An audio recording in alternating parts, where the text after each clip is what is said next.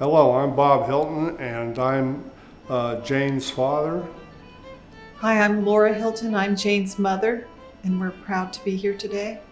She got into music in fourth grade playing the violin. They offer it in the elementary school in Mesa schools. And she just took off with it. We didn't expect her to, but she just went for it. You know, she'd been playing in high school orchestra and was well versed in classical music, but not much of a background in pop music, playing with a violin. Well, I had given her a Beatles songbook, and so they offered her a gig just sitting in there with her knee brace on, playing the violin. So she became pretty accomplished at playing all the Beatles tunes, and that's where playing gigs started, was in that coffee shop with a knee brace on, playing Beatles songs and playing Happy Birthday to people. Two young gals that had a folk duo happened to see her there, and they invited her to play with them. And the name of their group was called Gypsy Wind.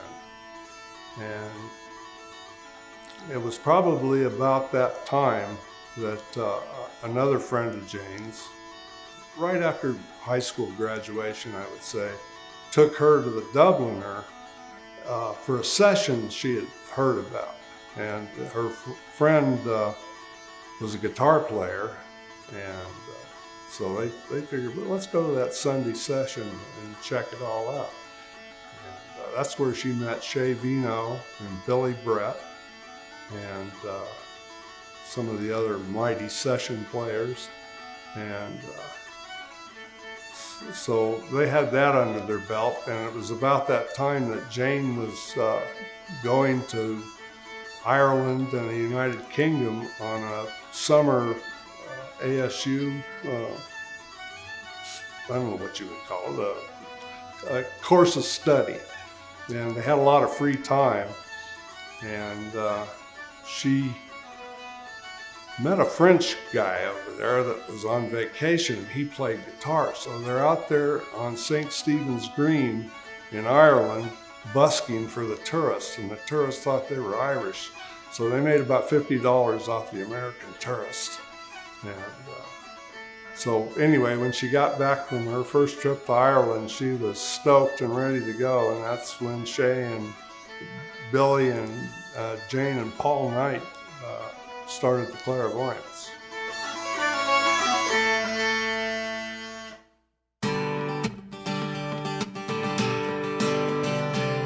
Jane, as a poor musician at the time, was pretty much living that reality, and so she had to teach violin lessons, and she taught out of the Buchanan music store in Mesa. And there was another music store in north central Phoenix that she taught out of, and she had private students.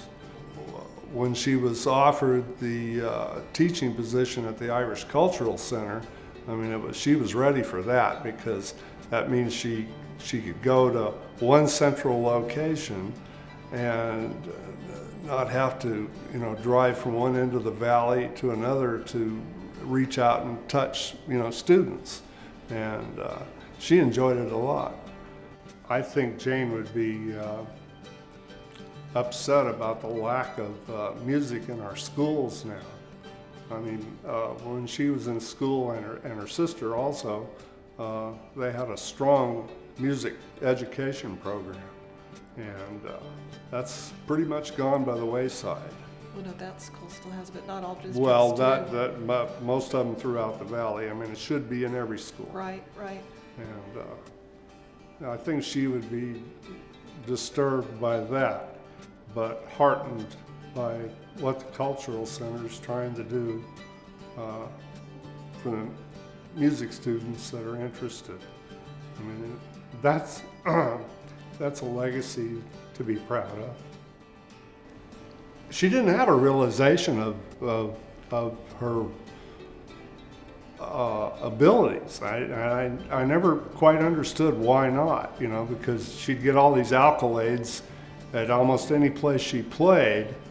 I mean, she'd play Chandler Center for the Arts with, there was a group back in the day called Oceans Apart, and they had like, I don't know, 2,500, 3,000 people in the audience. She'd walk out center stage and play a solo and not think anything of it. And yet and get a full round of applause, you know, and she just didn't understand that, you know, that wasn't an ability that not everybody had.